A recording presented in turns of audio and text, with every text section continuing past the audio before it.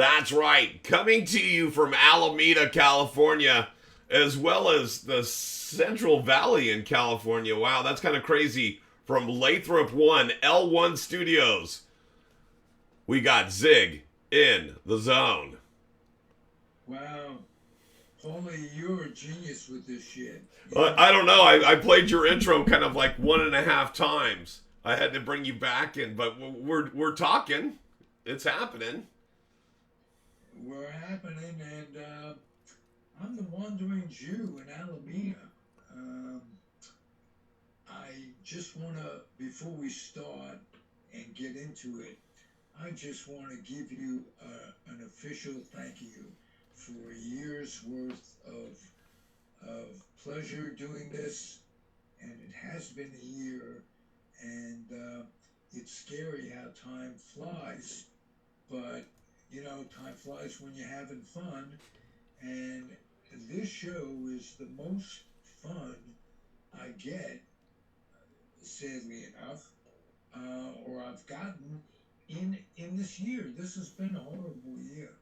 Um, for a It's been number a of tough year. reasons. It's been a tough year for you, right? And so, Yeah, yeah, it's been an adjustment not being with Tally, right, and the good, bad, and the ugly. We took each other back to the pound. right. So, and What did wait, Louis C.K. said I rescued a dog last year, and then he bit everybody, right? I guess the dog bit everybody, and so he said I unrescued the dog. So I once in a while I feel like an unrescued dog, but I've been rescued. I have a very compassionate caregiver, my wife. So I I envy you. Believe me. oh, I do. I envy me too. Wait, hold on. How does that work? But I have a good life. uh, I have a beautiful life. Most people would say, "Oh, I'm blessed." I'm blessed. well, If that's I'm your blessed with memories right, of life, and that in itself is a blessing. And I get a lot of time alone, which is really cool. right, right. I have to say. Hey, I don't know if you knew Lenny Randall. He was a baseball player and a fascinating character. Lenny and I did some shows, a number of them, on Comfortably Zoned, and we became very close friends. And we lost Lenny Randall yesterday. He died. Um, very, very sad. 65, which is much too young to go.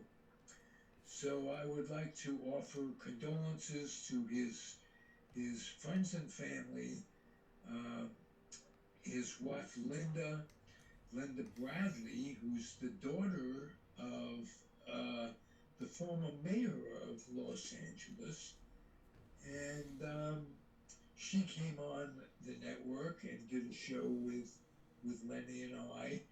Um, it's a loss. It's a he happened to be a former New York Met, and it brings back memories of the number of Mets we've lost this year.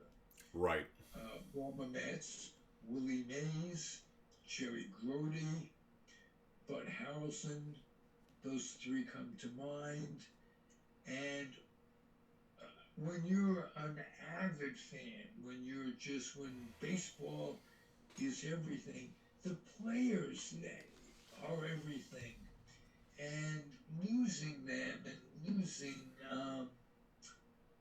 a piece of you, it's like losing a piece of you. Right. So it's been the election notwithstanding, it's been a lousy year. Right. No, it's been a weird year, and it's one of those years that it's kind of like I can't wait to ring in the new year, right? It's one of those years that's like hasta la vista 2024. Can't wait to see 2025. It's got to be Well, better. you're an optimist. Some people say, "What is 2025 going to bring?" Well, no, no. So So we know that politically, 2025 is going to be crazy no matter what side of the fence or aisle you're on, right? We know that. Right. But Absolutely. but I'm optimistic that we as a people are growing, and even this thing that we're doing with our president this year, this election, uh, he got the popular vote, and not only did he do the electoral college, which I always thought was shitty, and you can manipulate it and you can work it, and he did that well. He's done that both times well, but he also got the popular vote. So I'm one of those people that's saying, hey, peaceful transfer of power. This will all work out. It seems like we always get a crazy president, no matter which side of the aisle you're on, and then someone that's more like you. Because I think every election cycle, people are so fed up from what happened last time, and it doesn't matter if it's Trump, Biden, Obama, whoever it is. It's always, wow, we need to change direction from whatever the hell that was. And so in 4 years, he won't be able to run again. And hopefully he makes it. Well, I don't know. I don't know if hopefully making it through his presidential cycle is a good thing, because I don't want JD Vance in there. Absolutely not. You're I'd correct. rather And I'd rather I'd rather deal with the monster I know than the monster I don't know. At this right. point, I mean, again, so I'm optimistic for the world. I'm not really optimistic for politics, because that shit's always screwed. It is. It's always screwed. And so, no, I'm fine. Bring on 2025. 2024 has been a Bring tough year on for a lot of ways. 2025, and let's have the folks that are my comfortably zoned family who are seriously ill. Um, Jerry Feidelberg, George Grimm, both have gone through hell in the last year. Uh, they both seem to be on the road to recovery, but my oldest friend Marty, uh, talked about him on our show. He's never been on this show, Right. but he's been a member of the Comfortably Zoned family. And what's he has ALS, and they are to it, attributing it to Agent Orange. Oh, wow. He was in the Air Force and served in Vietnam. Now, get this. He went into the Air Force because I was already into the Air Force, and it was just almost a natural progression. There was a war going on, and neither of us would look good in khaki, we thought. Right. Well, I was stationed in California, and sure enough, Marty gets stationed. One of his tours of duty was in Vietnam, and that's where he developed Agent Orange. I carry a lot of guilt because I brought him into the Air Force and it ended like this, and that's my problem. I shouldn't carry guilt. I carry a lot of sadness, and he's on hospice at this point, and I only wish that his passing is as easy as possible for him. Right. And And his family, oh yeah, um, he has uh, two daughters, a lovely wife, two daughters, and a grandchild who's 4 or 5, and will miss him terribly, as his friends will, all of us. So there you go. On that note, I think we've covered the misery of life so far. Well, So I far. know one thing that's going to be better for people. Well, for some people. What do you think of the thing about Biden pardoning all the people? He pardoned a whole bunch of people that are on like death row, basically. Oh well, I could see death pardon from being on death row. That's good. Is he pardoning people, the Republicans who? No, so the Um, ones that he's and I have to go back. There was I forget what the number of people on death row was. It was literally I have a bad hair day. Um, it was literally I have to go back and look. I almost run and grab my phone, but it was hundreds and hundreds of people. The only ones that he didn't pardon from death row was like the Boston Marathon bomber, a couple like three different ones that were so bad they were like terrorist ones, and you were like, oh okay, all right, I get it. well, But he is he did everything else pardoning? because I guess that he knows that Trump's gonna come in and I guess really start the the the I don't even know how to phrase this. The death machine. Basically, he's gonna start executions again, and so Well, he was trying to stop him from basically getting an assembly line of people. Is my I'm understanding. wondering Is why. my understanding. I'm wondering why Biden is pardoning these people. If he's pardoning them because capital punishment is wrong, I Yeah, can yeah, yeah. understand That's that. what he's doing. He's not letting them out of jail. Nobody's getting out, but he's getting them off death row. He's basically taking away their. He's making giving them life in prison. Well, that I understand, but he's doing it, from what you say, selectively. Well, So, he basically did a broad sweep of everybody who was on death row and said everybody except for I think he reviewed every case and said, okay, what did this person do? And let me see. Hold on.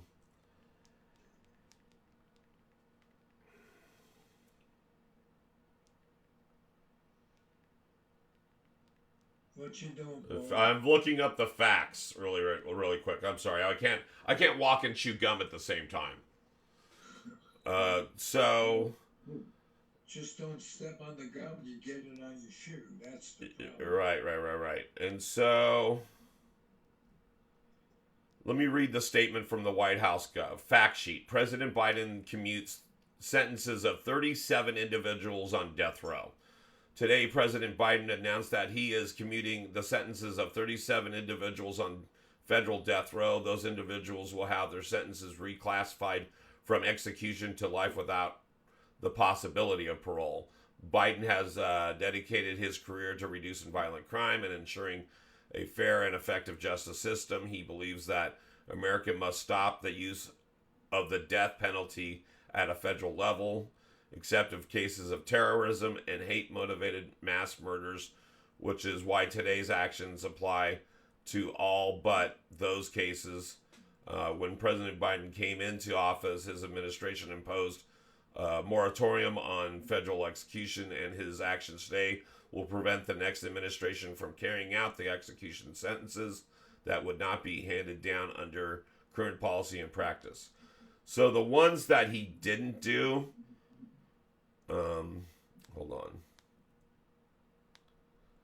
The ones that he didn't do was like the school shooters, Oh, good. the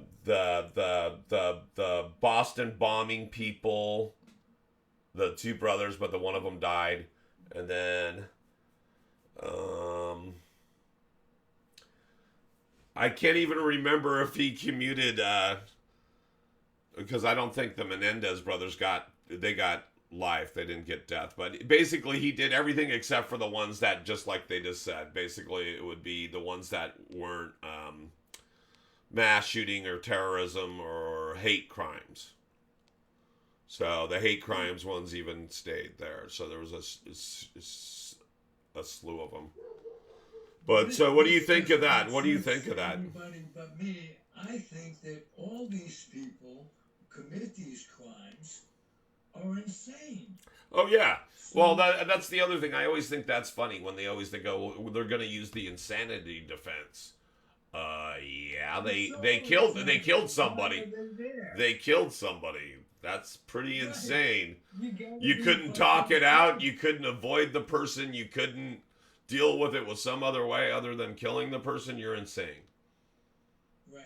And so Exactly. that's like, yeah, I got it. And So so the I'm ones gonna that discuss okay, so all. the decision leaves 3 federal inmates to face execution. They are Dylan Roof, who carried out the 2015 racist slayings of the 9 black members of the Mother Emanuel Church in Charleston, South Carolina. The 2013 Boston Marathon bomber, however you pronounce his name, and Robert Bowers, who fatally shot 11 congregants at Pittsburgh's Tree of Life Synagogue. So it's all the mass shooters and terrorist kind of people that he did not pardon. Those people still are on death row. So out of 40, he pardoned 37. And again, they're just being recommitted. They're not. I guess pardon is the wrong word. Recommitted. Basically, they're being resentenced. They're being Taking them resentenced off from. death row. Right. Yeah, they're being resentenced from death penalty to life without possibility with parole. So I would like to apologize for the people that are watching us. This is kind of the test podcast. I noticed that we're dropping some frames, but I noticed that we have people watching. So Huh. thank you for watching. We appreciate you. The quality only gets better from this studio. This studio goes out a little bit newer. I had to blow dust off stuff. Well, it's New Year's Eve. Um, we're doing the best we can. How about that? Right, And just like in life, all we can do is the best we can do and live with the results. right. I'm convinced of that. Um, I'm also convinced that getting exercise is good for Ralphie. Off the subject a little bit, but I've in the past month or so, for one reason or another, I haven't walked much, and in comparison, and I think I'm gonna do more of that, and that should be good for the new year. I'm not gonna make any resolution because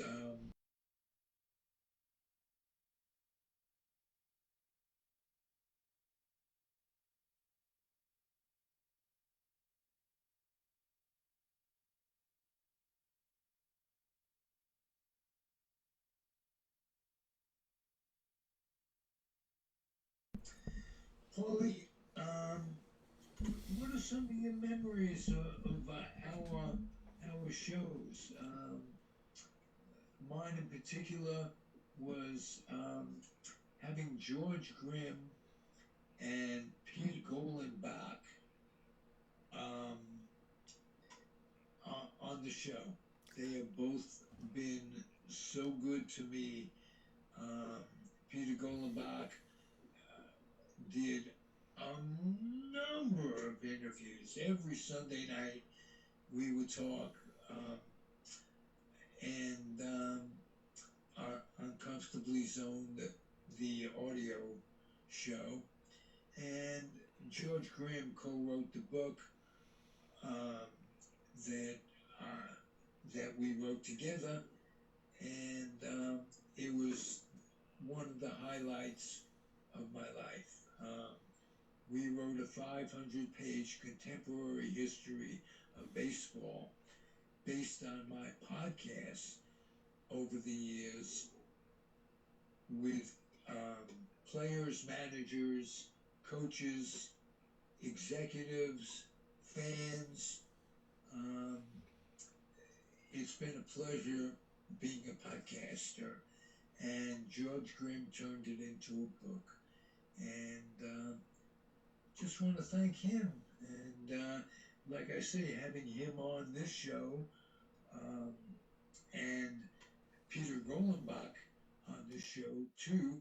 Peter Golenbach wrote a foreword of the book, and he said it was a brilliant effort by both of us. And hey, look, that'll be in the first paragraph of my obituary There you go. because he's an icon. Uh, and I don't have a second paragraph that written yet or thought about. I don't do much thinking about my obituary. Funny that way. Yeah, that's probably a good thing. That's probably a good thing, Zig. I'm telling you. Right? It's I have enough morbid thoughts about the world, so I try to keep the morbid thoughts about my mortality uh, to a minimum. Um, but this has been fun for us. I just want to tell you that, Willie. Not the side that you do a great job and we're a good combination. You doing the technical thing and technically being my sidekick, but it should be Zig and Paulie in the zone. And if you if you're willing to redo the, I'm willing to call it that, and I would be proud to call it that.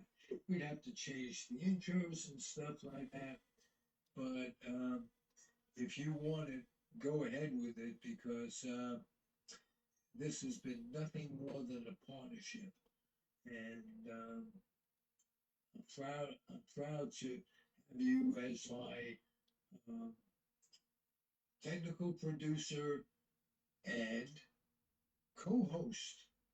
So if you want to start that um, with, with the next show, I'm fine with that.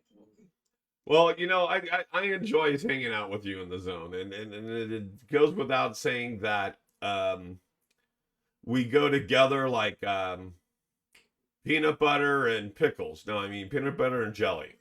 And so, and I enjoy hanging out with you. You had the first thing you had asked me because then you started talking about George Grimm. What were some of the memories of this show over the last year? It's probably just meeting all your cool friends and seeing. I'm a people person. I love meeting people. I love getting to know people. There's not been one person all year that I'm like, ugh, let's not do that one again.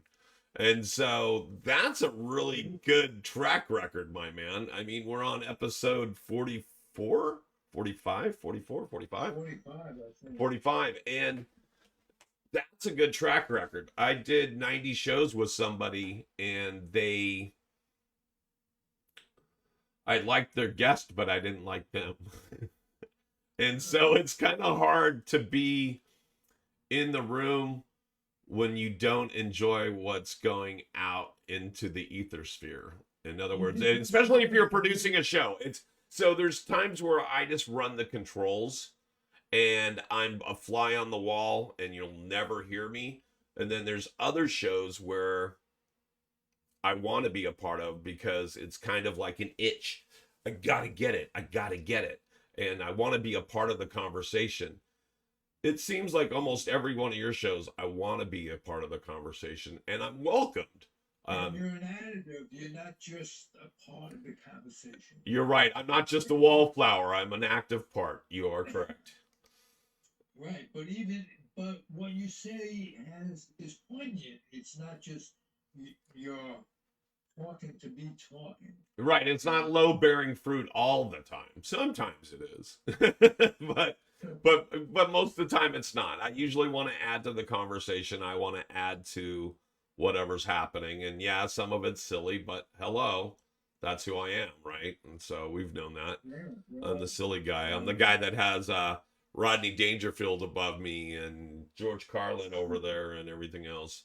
And so, Hey, tell me, by tell the me way, a where's little my bit. office? Where is my office? Here's my office.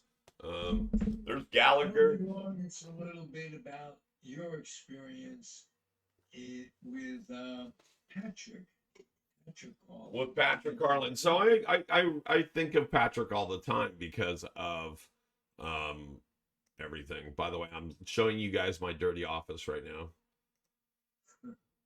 Um, Well, all right, back. I've seen the offices that you have in.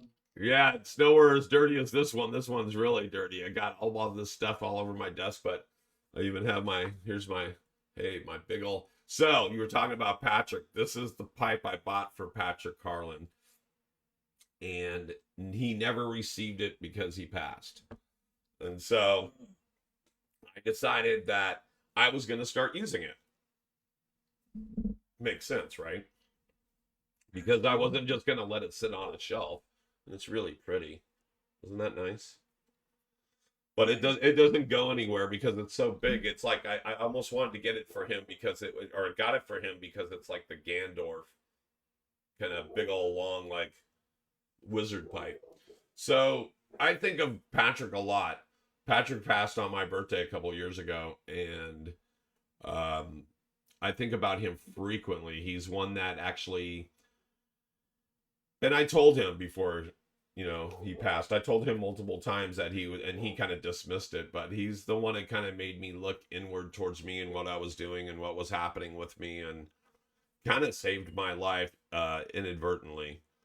Without even just kind of just hanging out with him and through osmosis and the conversations we had. We talked at least a couple hours every week.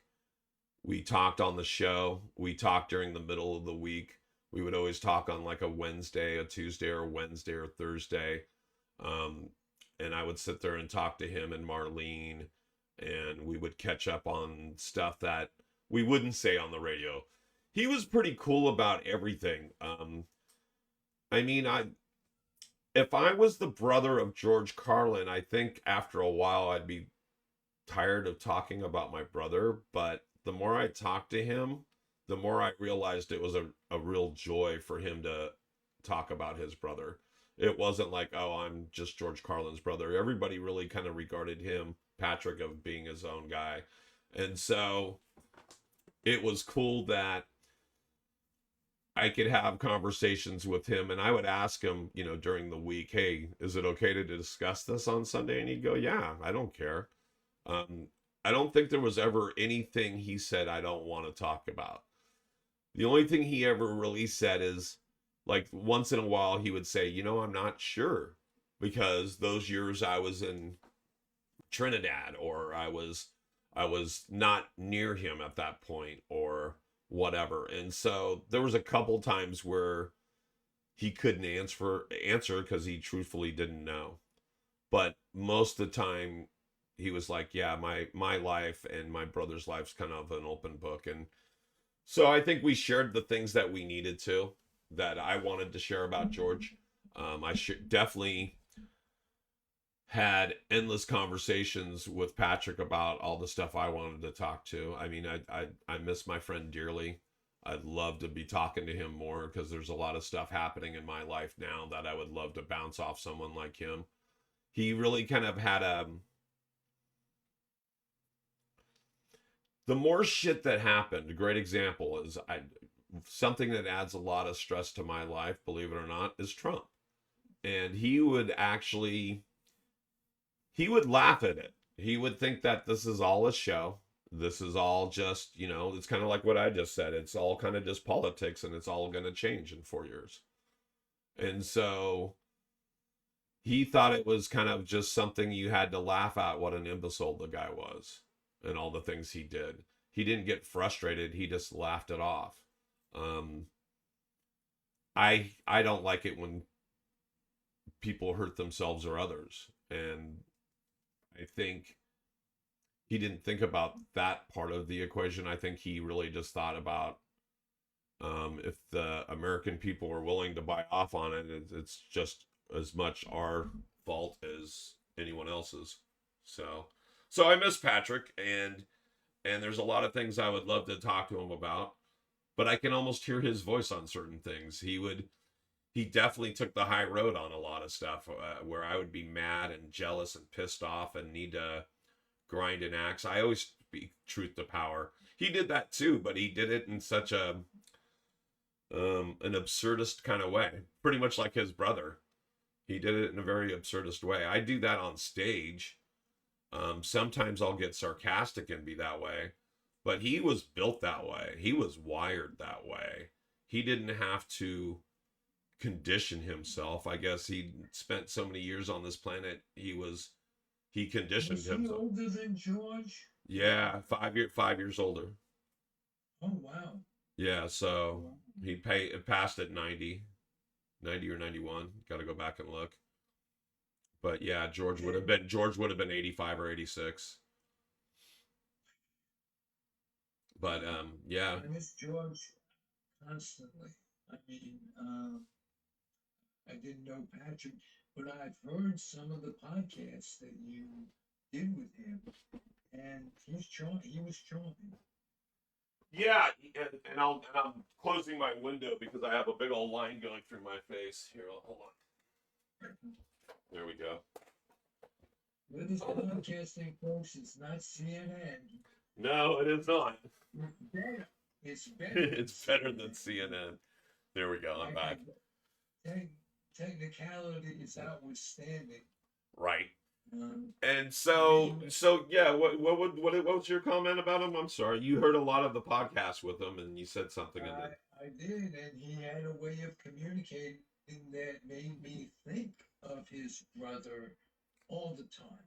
Yeah, he was very much. They were very much Carlins. They were Right. very much of the same era, the same locale, and the same mindset for the most part. I think a lot of Basically like it or lump it. right, and I think George definitely did that even more towards the end in his stage. But I think that was his way of having a release. I think he was more crass on stage, but then he can come home and love. He was with a woman at the end that he was deeply in love with, as far as I could tell from the outside. I never knew George Carlin at all. I never talked to the man, never met the man, but I feel that I've met enough of his kin and family and talked to enough of them that I kind of get a real true sense of what he was like. And so, and I'm a Carlin file. It's funny because I would talk to Patrick about certain things and he would quote something and I could tell him exactly what album and what track and everything else. And I could find things quicker on his brother than he could. And so I could definitely tell that the Carlins are definitely a breed apart. That's a way of putting it. And Patrick really kind of let his real self hang out when he talked to us on the air, and you really got a real sense of who that guy was. He was kind of a no punches kind of guy. George, I think, had to at the end really let us all know that he was disappointed with the human race and how much we've fucked up this planet and how much we've screwed over each other. I think he had to put that under a microscope to let us all know that we're not doing the right thing. We need to change. But I think that was the under a microscope kind of guy. He would go home and then he could live his truth. That's one thing with a performer. They can kind of shed light on things that they want to shed light on, and he was kind of showed us a lot about. He held up a mirror to the human condition, I think, is a good way of putting it. You do comedy. I did comedy at one time, and I can tell you how cathartic it is to stand on stage and say it, because the comedian produces his or her own show. Right. It isn't like an actor who's reading lines. Uh, no disrespect to that craft, Right. but something about a comedian that first of all have the balls to get on stage in front of people in the first place. So people tell me all the time you're the bravest person, and okay, so it could be being brave. It could also be stupidity. Well, Sometimes it's just I don't give a shit. This is what you're getting. right, This is me. And that's why a lot of the time people say um comedy's therapy. For some of it is. For some of us it is. I can't tell you how many times I've gone on stage and I've told myself, "Hey, I'm going to not talk about something that just happened in my real life, whatever it is. I just need to do my act, make people laugh, then get off stage and call it a day." But there's been so many times where I'm like, oh, I'm not going to discuss. I just got in an argument with my girlfriend or my wife or my kids or my parents or whatever. And I go and I get on stage, and the first thing I say is, oh, I just got in an argument. And so it's weird. But it's also, yeah, it's cathartic in a lot of ways. But yeah, I think there's some bravery, but there's also some inherent thing that some of us comedians, I'll speak for myself in this place, is that it's me. Listen to me. It's me. Pay attention to me. And so there's some of that. yeah, we both have something in common. Um, comedy-wise, we both had interactions with Robin Williams. I opened for him at one time at the Holy City Zoo, and um, and you interacted with him on Comedy Day on many occasions. Tell me a Robin Williams story that would make me laugh. Would make you laugh. Okay, so I'll tell you two brief ones. So the last place I hung out with Robin Williams was called Dirty Tricks, but you know it as the Holy City Zoo. He went back some 35 years later, and he hadn't been in that room, and he went to an open mic that was run by the Sylvan production team, and you can say almost that all of us that night opened up for Robin Williams. So if we were at that open mic and you performed for him, uh, before him, you opened up for him. If you were one of the acts that went on afterwards, he opened for you. And so that was the last time I hung out with him, and he was so cool that he was working on material for an HBO special that never got released because he wasn't here to do it. And so I have a recording of that set, and it's so cool, or at least part of it, because somebody was recording it right behind me, right next to me, and he noticed the one person recording at one point and said, "Oh, please don't do that," or something. But I guess there were so many people in that room, it was packed to the gills. So we went into this place, the Holy City Zoo, aka Dirty Tricks, and it probably, if it's packed to the gills, it holds about 150. And that's really packed. I mean, that's standing room only, and there was probably that many people in there. And so he went up, did his set, came back, talked to the people that he was with, which I was with two people. He was talking to them and us. And then he was also talking to the friend he came with. And we hung out after he did his comedy for about 10-15 minutes. And then he kind of looked at us and said, "Hey, let's go across and go get something to eat across the street. But we should probably leave now." And his friend goes, "Oh, yeah, I know what you mean." And I was thinking, oh, is it a good time to leave now because he doesn't want people to follow us and whatever, da da da da? No, he looked at the number of people. By the way, your mic's doing that thing again. He looked at the number of people that were in the room. He guesstimated how long it would take him if he left the room to interact with each one of those people before he left. So we left the room emptied out. Whoever was on stage, I feel sorry for that individual because he had no audience. We walked out of the room and the entire room emptied out except for maybe the bartender and the person on stage. Everybody followed Robin Williams out to Clement Street and stood there and said, "Oh, you know, nice to meet you. Can we get a selfie?" All those things. And he stood there for 45 minutes, talked to every single person. If you wanted a selfie, he took a selfie with you.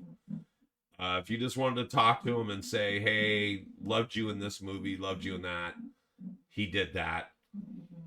And even at the end, he was like, "Don't you want a picture with me?" And I said, "Of course I do, but you just literally just sat there with 150 people doing this." He goes, he goes, he goes, "So what? Come here." And so we like did somebody grabbed the camera from me and actually took a photo of us instead of us doing a selfie. And it was his friend, and I can't even remember who his friend was. But then we actually went to go get something to eat, and that was kind of neat. But I ended up having to leave, which kills me because we were in San Francisco. My only ride back to Redwood City was leaving right then and there. And so I ended up walking with them towards the place to eat and then stopped and said bye to everybody. But that was the last time I saw him. The first time I ever met him was at the old Purple Onion. And I hadn't met him at that point, and we were in line for a show, Christine and I, and this is when Christine was my girlfriend and not my wife. And we were standing in line waiting for this thing, and I remember the name of the show was Jokey Okey. It was like karaoke, but with jokes. And basically, the person would have to go up, watch a short set of someone like, let's say, Phyllis Diller or whoever, and then basically, after seeing the 3-minute clip, basically try to do the same thing that that person did on the film. And so Good idea. it is good. It was good. Produce that. It went back a long time ago. I remember a couple of the people that were in it. One was Kazumi Kazami, I think is her name, and then the other one was Rick Overton, and the other one was oh man, Mark Pitta. Mark Pitta had some part in it too because he was performing in it. And so, man, I hate when your mic does that thing. Hey, But so anyway, so he was in line with us. I didn't know he was behind us. He laughed, and the next thing I knew is that he laughed, and the next thing I knew is I was like, "Oh, that's such a distinctive laugh. I know who it is." And I had pointed at Christine, and I kind of tapped her on her shoulder, and I'm like, behind me, that's Robin Williams." And she goes, "Yeah, I know." She goes, "He's just a person, Paul." And I'm like, "Yeah, sure, he's just a person." always been absolutely cool. I knew her and you 12 years ago, 13 years ago now. Right.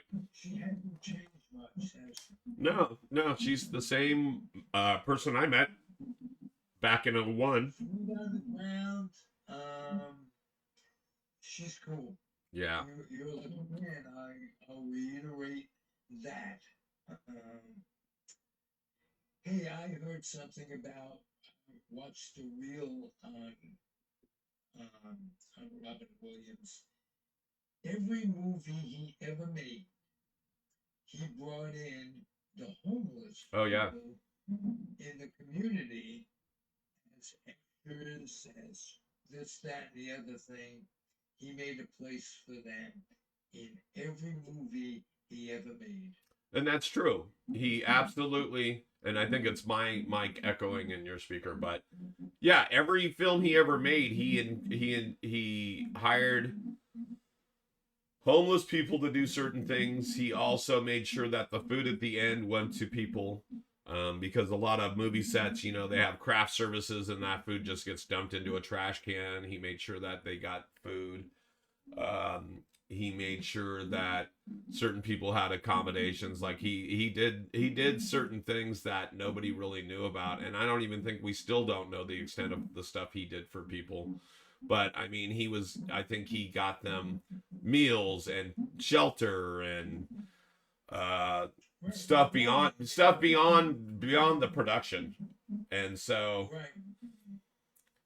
so he did a lot of stuff like that for the community. He also hired a lot of friends. Every show or every movie he was on, he always tried to hire within lots of his friends and lots of people that he knew were I doing the know right Rick thing. Hoover worked a lot of his movies and his shows and what have you. Yeah, I think they were pretty much almost best friends Right. in a lot of ways. I think Robin Williams had a lot of really, really, really close friends, but Rick was definitely one of them. Mm. When he chose to perform with someone else, a lot of the time it was with Rick. Nice. Nice. Loyalty is very important. It is. That's something we have. You and I have that. Yes, absolutely. Um, George Grimm and I had that. Just a myriad of folks, and a myriad of folks who have been good to me. Let me just say at the end, I've adjusted to this year, but could not, under any circumstance, have done it without the help of a few people in particular. So I'd like to give a shout out to them. One of them is Carlos Archibald.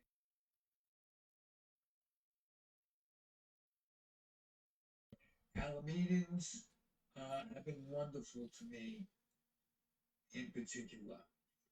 Another person is Eric, who has a bookshop in Alameda called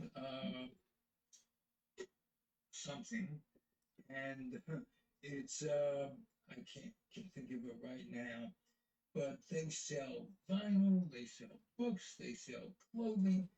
It's the most interesting store in Alameda, and it's on Park Street. I'll think of the name probably after we're off. Um, but he has been an incredible help to me. You have been an incredible help to me on my adjustment, and change has been difficult for me over the years. Doable, and Yeah. I always come when I get through the change, always happier than I was. Right. So it's it's worth the pain you go through, but you gotta stick by guns and you gotta know what's best for you. And as I say, Tally and I both knew what was best for each other, and that was going our separate ways. So didn't make it easy. It doesn't make it easy, but it's going to be better for both of us. And there you go. But your help has been immeasurable on every level. Uh, if nothing more than just picking up the phone and saying, I've been thinking about you. How the hell are you?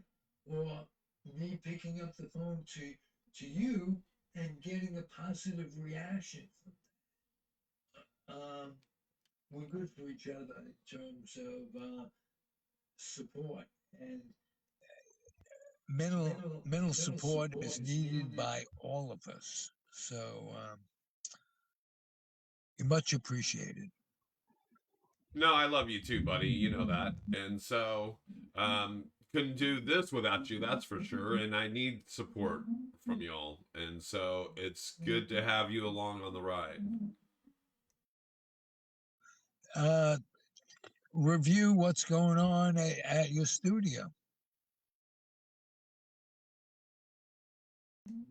Well, let me see here. Edge Studios. I guess I'll throw the camera on me. I was playing. I'm always doing something technical. So even right now, I was literally writing down all these silly things like frame rate, GPU, CPU, bit rate. Um, what am I always doing? I'm always trying to improve on what we're doing. I'm sitting here in my home studio, my office at home, because it's the holiday. I'm about to celebrate not only bringing in the new year, but my wife's birthday is on January 1st. So I'm here at home, and I'm even trying to take notes because this hasn't been fired up and I don't know how long. I haven't tried to do a broadcast out of this studio except for the test I did a week ago. With the new computer for like 8 months, 10 months, almost a year because we've been so busy at Edge Studios. Edge Studios has now been there 3 years. It took me a year to get things where I wanted them. And for the last 2 years, we've been improving upon them and making it better and a better experience for everyone that's there. I just wish more people knew that we're there, that utilized our services. You can use services from Edge Studios no matter where you sit in the world. You can use it if you reside in San Francisco or in the Bay Area and drive into Edge Studios and use our brick and mortar building. Or if you reach out to us, we can help you produce things from even your mobile studio like Zig here. That's what he's doing right there. He's sitting in Alameda. I'm sitting in the Central Valley, and our studios are in San Francisco. We can help you create in a positive environment, so positive that it could be your environment. You could dress from here up if you wanted to.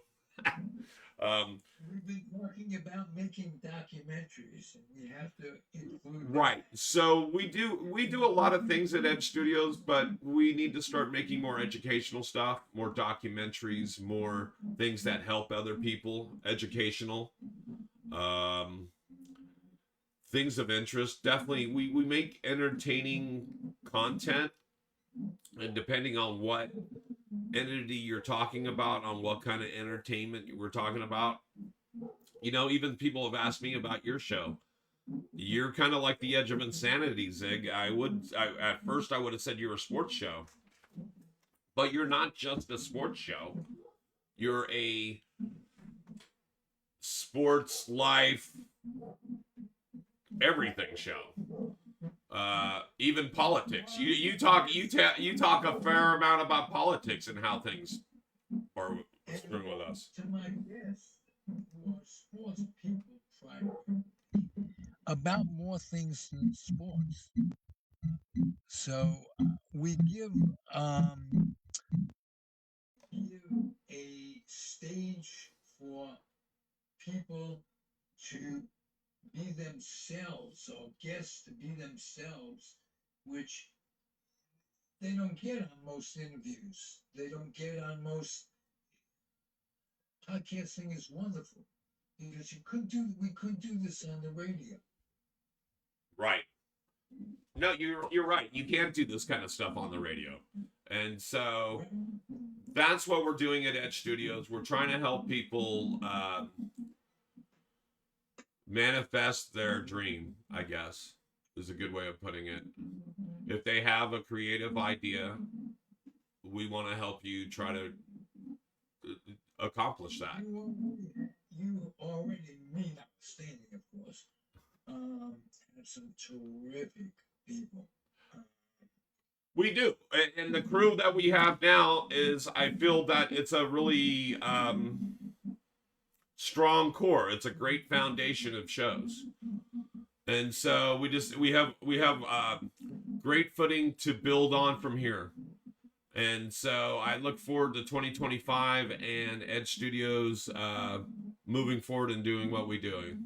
So, And I look very much forward to being a part of it. So, thank you for that. no problem, Zig, and thank you for being a part of it.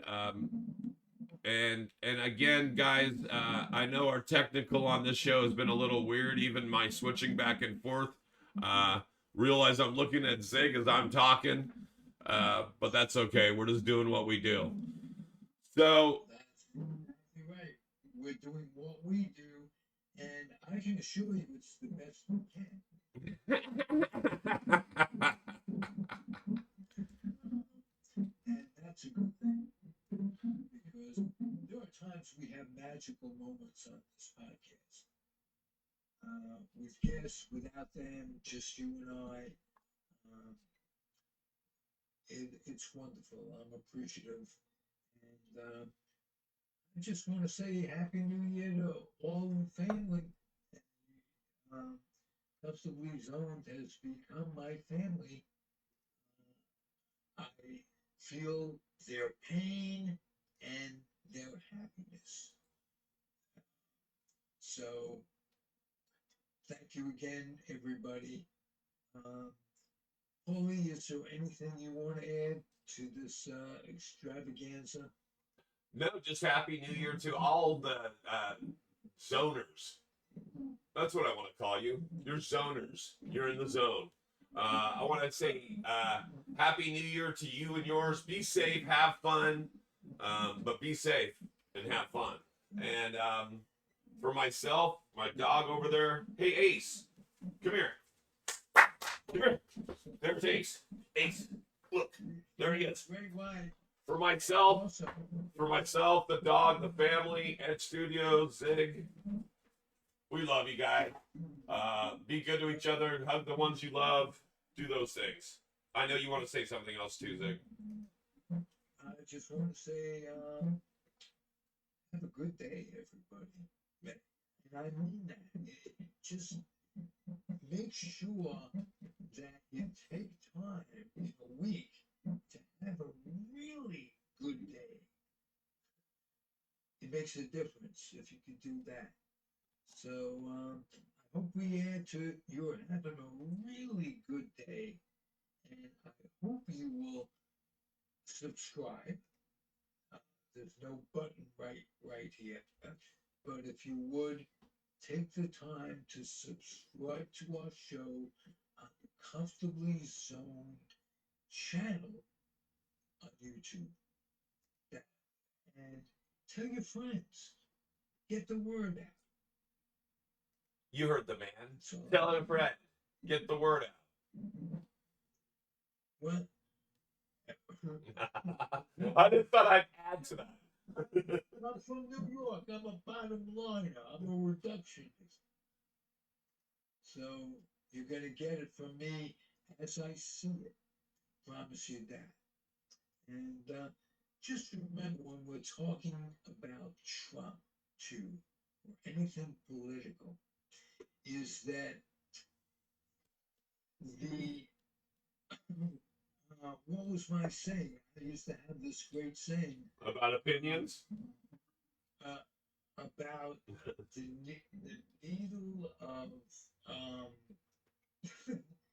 fuck it. That's another saying. The needle of a fuck it. Remember, that's a needle of a fuck it. Okay, cool. I woke up this morning from a message from Facebook that said I had been temporarily banned. And I was like, what? And then realized it wasn't me, it was someone else. Which is, I hope they're okay today. I'll have to go check their page and see if they're putting out. For myself, Zig, thanks, buddy. Happy New Year to you. All right, signing out, huh? All right, we'll see you guys next year in the zone.